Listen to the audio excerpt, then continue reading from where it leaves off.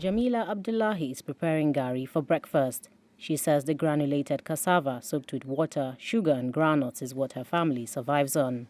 We eat just once a day. Some days we don't have food. It's the granulated cassava we eat.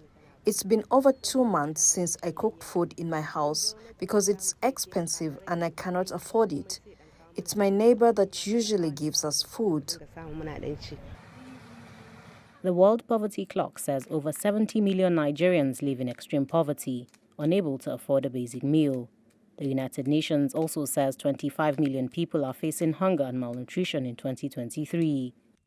Conflicts between farmers and herders, the effect of climate change, rural to urban migration, and the rising cost of farming inputs like fertilizers are blamed for Nigeria's food problems.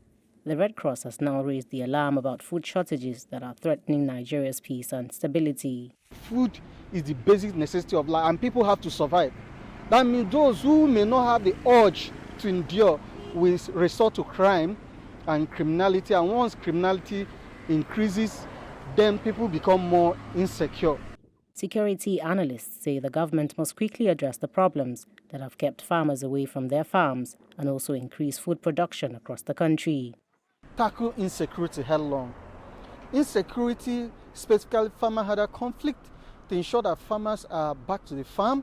Then the issue of arresting climate change to ensure that the flooding does not affect farmland.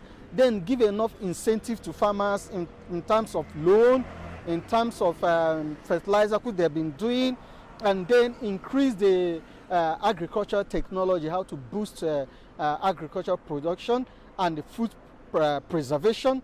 Nigeria's government says it has deployed over 10,000 personnel of the Nigeria Security and Civil Defense Corps to protect farmers against attacks. In July, Nigeria's government declared a state of emergency on food insecurity. This involves the use of money saved from the recent removal of a fuel subsidy to provide fertilizer and grains to farmers. It also says 500,000 hectares of land has been mapped to increase the availability of arable land for farming. The hope is that Nigerians like Jamila will be able to access a variety of food at affordable prices. Ajak Mangut, CGTN, Abuja.